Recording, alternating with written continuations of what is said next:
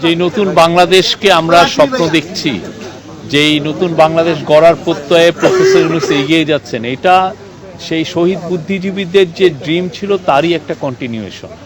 সেই আলোকেই আমরা এগিয়ে যাচ্ছি। তারা যেই জন্য ফাইট করেছিলেন, যেই জন্য তারা দেশকে এগিয়ে নিয়ে গিয়েছিলেন, ঠিক সেই এগিয়ে নেওয়ার প্রত্যেই আমরা এগোচ্ছি। এবং আমাদের আপনারা দেখেছেন যে প্রফেসর ইউনূস বা ওনার টিম, আমরা পুরো শহীদ বুদ্ধিজীবীদের যে আইডিয়ালস, তাদের যে লড়াই, সেটাকে আমরা ধারণ করি।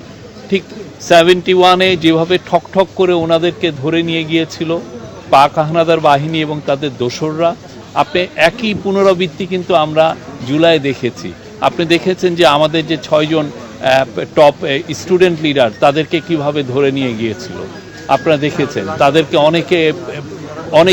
অনেক ছেলে, যে শহীদ বুদ্ধিজীবীরা যেভাবে তাদের উত্তরসূরিদের জন্য যে লেখাগুলো লিখে গিয়েছেন, আপনি দেখবেন যে ছোট বাচ্চা আহনাফ বা ওরাও তার মার কাছে চিঠি লিখছে যে তারা ফাইট করতে যাচ্ছে।